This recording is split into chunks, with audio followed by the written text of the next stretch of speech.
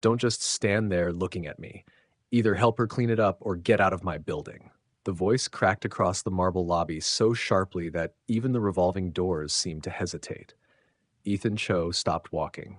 A stainless steel mop bucket had tipped sideways near the elevators, spilling a sheet of gray water across the polished floor. A bundle of paper towels, a spray bottle, a wrung-out rag, and a handful of trembling hands were caught in the middle of it. The woman kneeling on the floor looked to be in her late 50s, maybe older, her back bent in that exhausted curve that only comes from years of doing work nobody notices until something goes wrong. Her janitor's cart stood crooked beside her. One wheel was jammed. Her name tag hung loose from a faded blue uniform. Marta. She was trying to gather everything at once. The mop handle, the bottle, the towels, her dignity.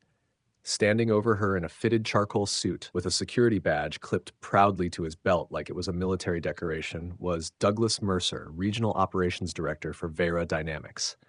Tall, silver-haired, immaculate, and red-faced with irritation, he looked less like a man dealing with a small accident and more like a king enraged that the carpet had dared wrinkle beneath him. He pointed a finger at Ethan without even asking who he was. "You heard me," Douglas snapped. "Visitors do not wander around executive floors, and they certainly do not stop to gawk while staff make a mess of the property. Move." A few people waiting by the elevators looked over and then quickly looked down again. The cleaning lady kept her eyes lowered. "I'm sorry," she whispered. "I clean it now. Please, I clean it now." Douglas turned on her so fast she flinched before he even spoke. "You should have cleaned it before it got on the floor." "It was wheel," Marta said softly, her accent thick with panic. "The cart wheel, it got stuck."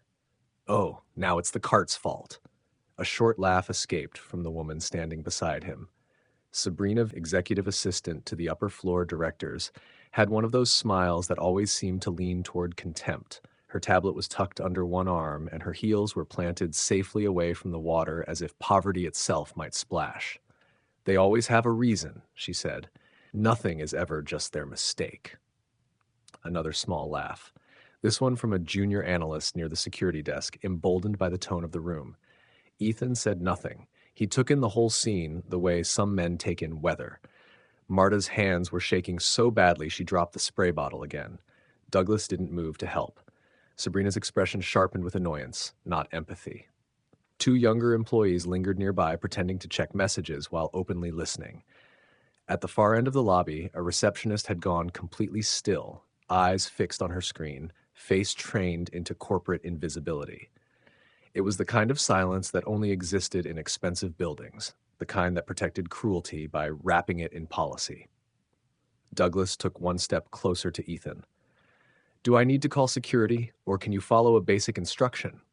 Ethan's clothes did not help him. Dark jacket, no tie, plain black shirt, travel bag over one shoulder. No entourage, no assistant, no badge out. He looked like someone who had entered through the wrong door and was one apology away from backing out of it. He glanced at Marta instead. Her eyes were wet, not dramatic tears, not noisy tears. The worst kind. The kind a person fights because they already know crying in front of people like this only makes them crueler. "I can help," Ethan said quietly. Douglas stared at him, offended by the tone alone. "Help?" he repeated. "Help? That's not what I said. I said leave." Marta shook her head frantically before Ethan could move. "No, sir. No. It's okay. Please. I do it." Douglas folded his arms. "See, even she understands. Unlike you." Sabrina leaned in just enough to make her voice public. Probably another contractor who thinks every office is a cafe. A few people smiled, not because it was funny, because Douglas had spoken first, and in rooms like this, that was the same thing. Ethan crouched anyway. Douglas's voice rose. "What did I just say?" The whole lobby tightened. Ethan reached for the fallen towels, setting them beside the bucket. Marta looked at him in alarm, as though his kindness might cost her more than the humiliation already had. Her mouth moved soundlessly before she found words. "Please," she said. "You go. It's okay." It wasn't. The smell of lemon disinfectant mixed with coffee and cold air from the vent above. Somewhere behind the security desk, a printer began spitting out papers with an absurd mechanical cheerfulness. Outside the glass walls, morning traffic rolled by in clean streams, unaware of the little tribunal taking place over spilled mop water. Douglas laughed once, but there was no humor in it. This is exactly the problem, he said, looking around now, widening the performance. No standards, no discipline. Everybody thinks rules are optional, and then the people actually trying to run a world-class company have to stop their day because someone can't manage a mop bucket. He looked down at Marta. How long have you even been here? She swallowed. 3 years. 3 years, Sabrina echoed. And still this. Marta's shoulders seemed to sink inward with each word, like a building being quietly demolished from the inside. At the edge of the lobby, the receptionist finally risked a glance toward Ethan. It was brief, but it carried something strange in it. Not recognition exactly, more like uncertainty, like she had seen him somewhere she couldn't place. A company town hall, a framed article, a photo from before her time.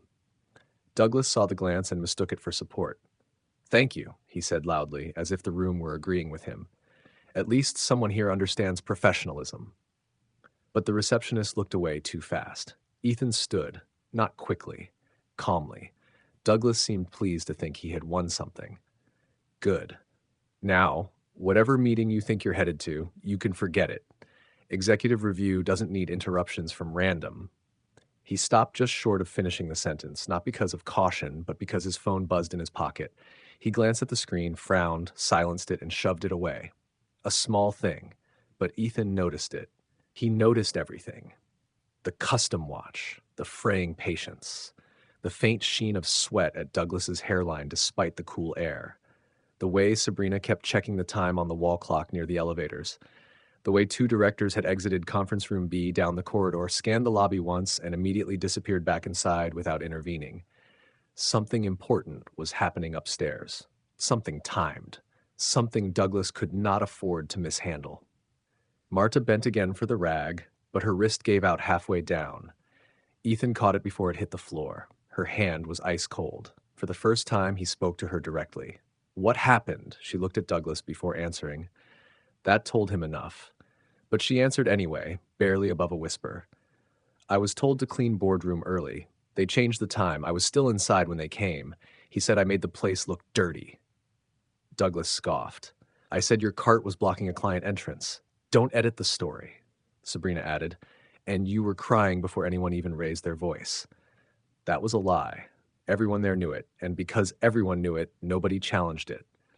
The elevator chimed, heads turned, the doors began to open, and for one thin, suspended second, the entire lobby seemed to inhale at once. The elevator doors slid open with a quiet precision that felt out of place in a room thick with tension.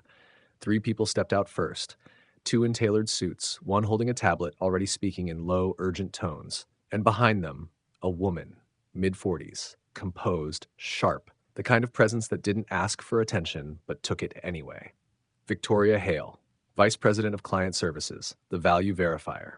Douglas straightened instantly. Victoria, he said, smoothing his jacket as if the last 2 minutes had never happened. We're just handling a minor.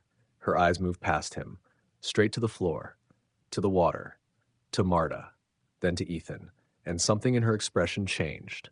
Not confusion, recognition, subtle, immediate, final. She stepped forward, heels clicking once against marble, then stopping. Why is she on the floor? Victoria asked. Douglas gave a small laugh. Just a maintenance issue. It's already being... I didn't ask what it was, she said. Silence. Douglas adjusted his tone. She made a mistake. We're addressing it. Victoria's gaze didn't move from Marta. Stand up, she said softly. Marta hesitated, looked at Douglas, then slowly rose, still clutching the damp rag in her hand like it was proof of guilt. Victoria turned, now to Ethan. There was no hesitation this time. Sir. The word landed heavier than anything Douglas had said all morning. A few heads lifted. Sabrina blinked. The junior analyst near the desk straightened unconsciously. Douglas frowned. Victoria continued, voice even. We weren't expecting you until later. Douglas's frown deepened. Ethan said nothing. He simply looked at Marta again, then at the spreading water, then back at Victoria. How often does this happen? Victoria didn't answer immediately. That pause was enough. Douglas stepped in quickly. With respect, this is being blown out of proportion. We have procedures for staff performance issues, and Ethan raised a hand. Not sharply, not aggressively, just enough. Douglas stopped talking mid-sentence. The room felt it. That shift, that invisible line being drawn. Ethan stepped forward, closer now to the center of the lobby. His voice, when it came, was calm. Let's be precise. He looked at Marta. You were assigned to clean the boardroom. She nodded. They changed the time without telling you. Another nod. You were still inside when executives arrived. Her grip tightened on the rag. Yes. Ethan turned slightly. To Douglas. And your response was? Douglas opened his mouth, closed it, then recovered. To correct a failure in protocol. Sabrina nodded beside him. Exactly. Ethan considered that. Then crouched again, slowly, deliberately, picking up the mop handle and setting it upright. The smallest action in the room, but every eye followed it. You said something else, Ethan added. Marta's breathing grew shallow. Douglas's jaw tightened. I don't recall anything inappropriate, Douglas said. Sabrina added quickly, no, nothing at all. A beat. Ethan looked at Marta. What did he say? The entire room leaned into the silence. Marta's voice trembled. He said, I make the place look dirty. A few people shifted. Uncomfortable now. Douglas scoffed. That's not what I meant. Ethan stood, fully now. No rush, no anger, just presence. You're responsible for this floor? Ethan asked. Douglas nodded, regaining a sliver of confidence. Yes. Regional oversight. And the boardroom upstairs? Yes. And the clients inside it right now? Douglas hesitated. Yes. Ethan nodded once, then turned to Victoria. Pull the feed. Victoria didn't question it. She turned to the analyst near the desk. Security archive. Boardroom corridor. 10 minutes ago. Now. The analyst scrambled, fingers flying across the keyboard. The screen on the wall flickered, then shifted. Footage appeared. Grainy. Black and white. Time-stamped. Marta inside the boardroom. Cleaning. Methodical. Careful. Then the door opening. Executives walking in. Douglas behind them, pointing. Gesturing sharply. No audio, but the body language was unmistakable. Marta stepping back, apologizing.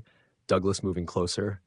Faster, more aggressive. The room watched itself, watched what it had allowed, watched what it had become. Sabrina's arms slowly dropped from their folded position. Douglas swallowed. This doesn't show context, he said quickly. We don't have audio. We don't know what was said. Ethan didn't look at him. Mute the room, Ethan said.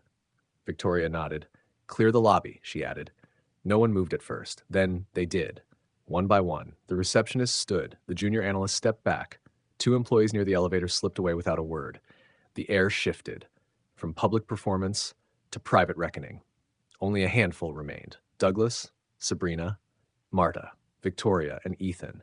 Ethan stepped closer to Douglas now, close enough that the difference in their composure became impossible to ignore. You manage people, Ethan said. Yes, you represent this company. Yes, you decide who belongs here. Douglas hesitated, then nodded. Yes, Ethan studied him, not with anger, with something colder. Say it again, Ethan said. Douglas blinked. What? What you said to her. There's no need to repeat. Say it. The word didn't rise. It dropped. Heavy. Final. Douglas's throat tightened. I said she was making the place look. Say it. A beat. A crack. Dirty. Silence. Complete now. Even the hum of the building seemed to fade. Ethan nodded slowly, then reached into his jacket, not rushed, not dramatic. He pulled out a slim black access card. No branding, no color, just matte black. He held it between 2 fingers, looked at it once, then placed it gently on the security desk. Victoria stepped forward, picked it up, turned it, faced it toward Douglas. Her voice didn't rise. It didn't need to. Level 7 authorization, she said. Douglas frowned. Didn't understand. Then, his eyes widened. Sabrina leaned in, saw it. Her breath caught, because Level 7 didn't belong to operations. It didn't belong to anyone who needed to raise their voice to be heard. It belonged to the people who built the room everyone else stood in. Victoria looked back at Ethan, then to Douglas, and this time there was no softness left in her tone. You're not addressing a visitor, she said. She let the words land. Let them settle. Let them sink all the way in. You're addressing the founder. The word didn't echo.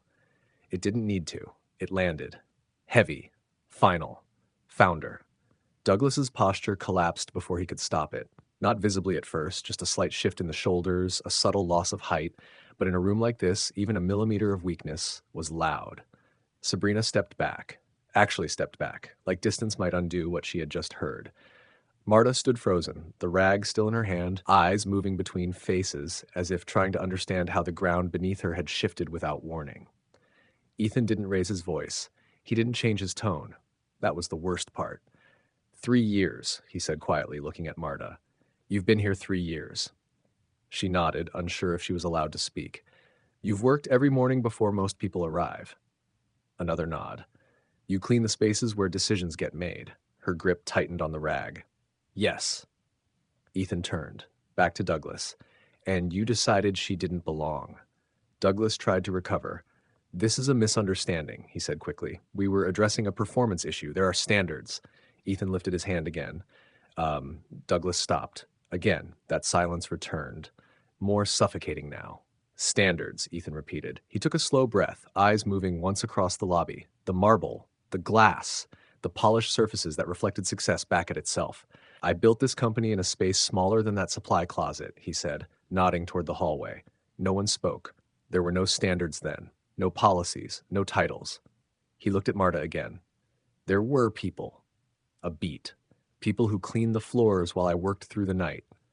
Marta's eyes filled. Not from humiliation this time, from recognition. Ethan's voice stayed level. My mother did this job for 18 years. That landed differently, not like authority, like truth, and every building she walked into treated her like she was replaceable. He turned fully to Douglas now.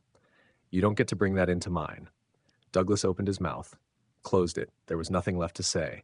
Victoria stepped forward, already moving, already executing. Douglas Mercer, she said, voice crisp, professional, absolute.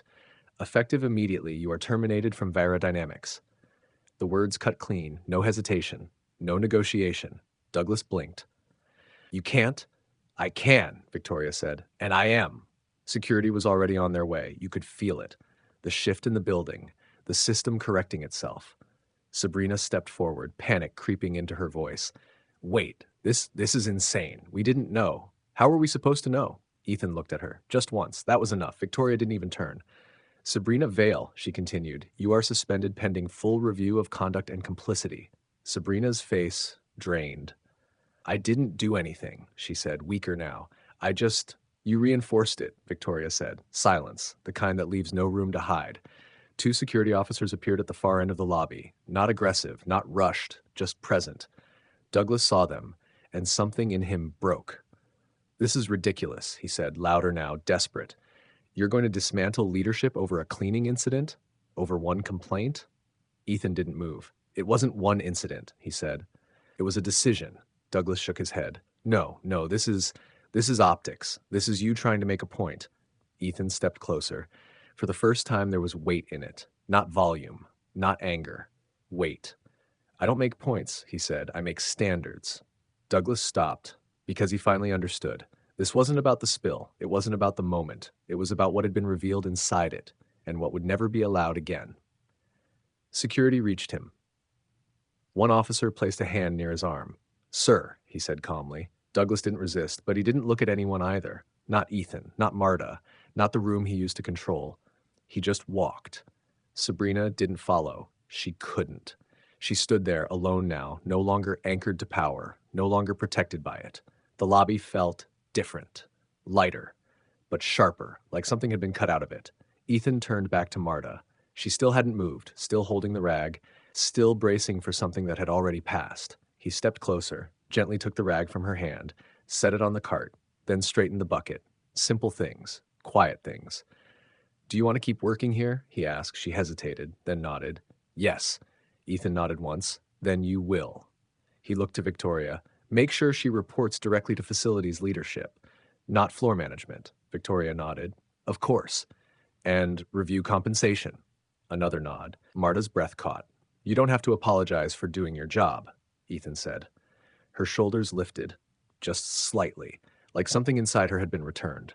Around them, the few remaining employees stood in complete silence. No whispers, no laughter, just the aftermath of a truth they had all participated in and now had to live with. Ethan picked up his bag, turned toward the elevators. No speech, no final word. The doors opened. He stepped inside, and as they closed, the lobby remained. Quiet, still, changed, because for the first time someone had seen everything and didn't look away. If Marta's story stayed with you, don't just watch, act. Share this with someone who's ever been made to feel invisible while holding everything together. Then do more. Pay attention to the people your world depends on, but rarely acknowledges. The cleaner resetting your space, the worker fixing problems before you notice them. They are not background, they are the system. Respect them, protect them, because what you saw today isn't rare. It happens quietly, every day, in places just like this. Call out disrespect when you see it. Create spaces where dignity isn't tied to status, but given through humanity. Comment below with someone who deserves to be seen. Subscribe for more stories of hidden authority, because the next Marta is already in the building, and the next moment of truth is closer than you think. We see you. Invisible authority, respect the invisible, quiet power.